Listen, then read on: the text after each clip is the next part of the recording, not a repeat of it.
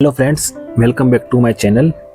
તો આજે હું આવી ગયો છું અમદાવાદના ઓઢવ વિસ્તારમાં આવેલા સુંદર અને હરિયાળા એવા જડેશ્વર વનની મુલાકાત લેવા. 70મા રાજ્ય કક્ષાના વન મહોત્સવની ઉજવણી નિમિત્તે આ જડેશ્વર વનનું લોકાર્પણ 2019માં માનનીય મુખ્યમંત્રી શ્રી વિજયભાઈ રૂપાણીના હસ્તે કરવામાં આવ્યું હતું. અહીં પ્રવેશ સંપૂર્ણપણે મફત છે. કોઈ પણ પ્રકારનો ચાર્જ લેવામાં આવતો નથી. અહીં પાર્કિંગનો પણ કોઈ પણ ચાર્જ લેવામાં આવતો નથી. આ જડેશ્વરની મુલાકાત લેવાનો સમય સવારે 6 થી બપોરના 12 વાગ્યા સુધી અને બપોરે 3 થી સાંજના 6 વાગ્યા સુધીનો છે. આ જડેશ્વર વન ગુજરાતનું પ્રથમ એવું વન છે જે કચરાના ડમ્પિંગ સ્પોટ પર એટલે કે કચરાના ડમ્પિંગ પ્લોટ પર બનાવવામાં આવ્યું છે. આ વન 8.5 હેક્ટર વિસ્તારમાં ફેલાયેલું છે. આ જડેશ્વર વન ગુજરાત વન વિભાગ દ્વારા વિકસાવવામાં આવેલું એક સુંદર અર્બન ફોરેસ્ટ પાર્ક છે. અહીં સુંદર વૃક્ષો, ચાલવા માટેના રસ્તા અને સ્વચ્છ વાતાવરણ જોવા મળે છે. પરિવાર, મિત્રો અથવા બાળકો સાથે સમય પસાર કરવા માટે આ એક ખૂબ જ સરસ સ્થળ છે. સવાર અને સાંજના સમયે અહીંનું વાતાવરણ વધુ મનમોહક બની જાય છે. જો તમે પણ અમદાવાદમાં રહો છો અને કુદરતની વચ્ચે થોડો સમય વિતાવવા માંગો છો તો જડેશ્વરની એક જરૂર મુલાકાત લેજો.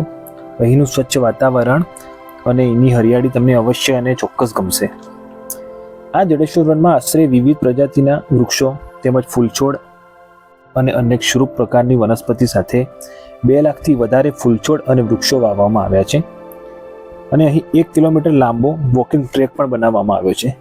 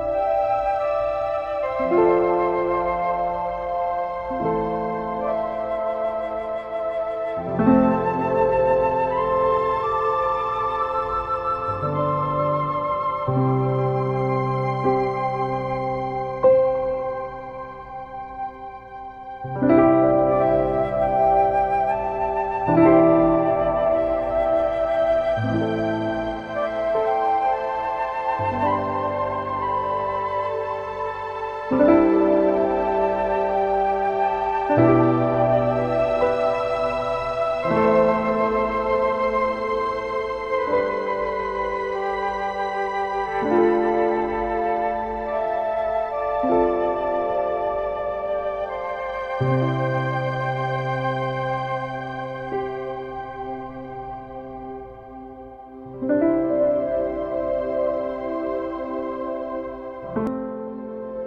એક કમળકુંડ બનાવવામાં આવ્યું છે, જે લોકોનું આકર્ષણનું કેન્દ્ર બન્યું છે, અને તેના ઉપર કમાન આકારના એક ઝૂલતા પુલનું પણ નિર્માણ કરવામાં આવ્યું છે. જ્યારે કમળના ફૂલો ખીલે છે ત્યારે આ આખું કમળકુંડ અત્યંત મનમોહક લાગે છે.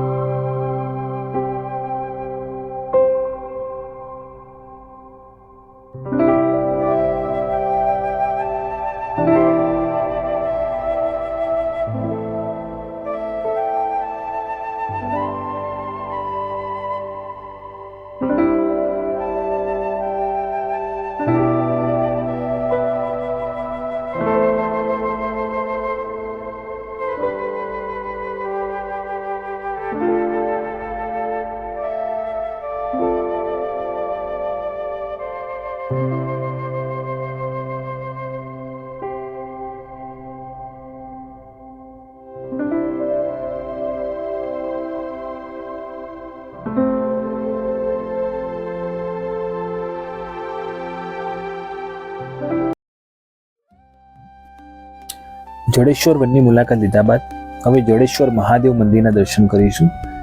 આ જડેશ્વર મહાદેવના મંદિરના નામ પરથી જડેશ્વર વનનું નામ આપવામાં આવ્યું છે. આ મંદિરના પ્રાંગણમાં ઘણા બધા વૃક્ષો અને બીજા ઘણા મંદિરો પણ છે, તો જે આગળ જતા આપણે એની મુલાકાત લઈશું.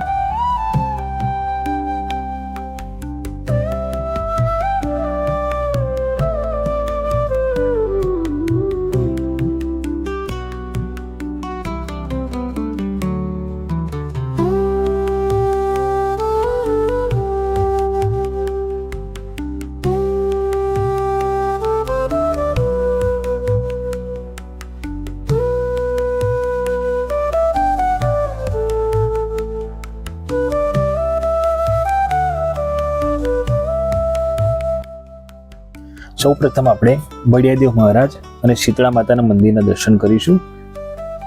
તો આ છે શીતળા માતાની મૂર્તિ અને જોડે છે બળિયાદેવ મહારાજ. અને હવે આપણે જઈશું કષ્ટભંજન હનુમાનજી મંદિર, અને જે મંદિરની જોડે શનિદેવ મહારાજનું પણ મંદિર બનાવવામાં આવ્યું છે. જય શનિદેવ મહારાજ.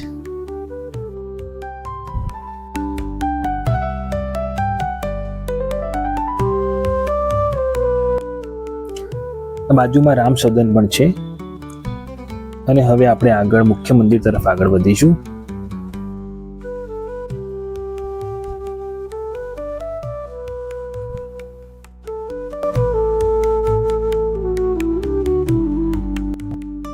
આ મંદિરનો જીર્ણોદ્ધાર સંવત 2036માં થયો હતો. મહાદેવના દર્શન આ ટીવી દ્વારા પણ કરી શકાય છે. હર હર મહાદેવ.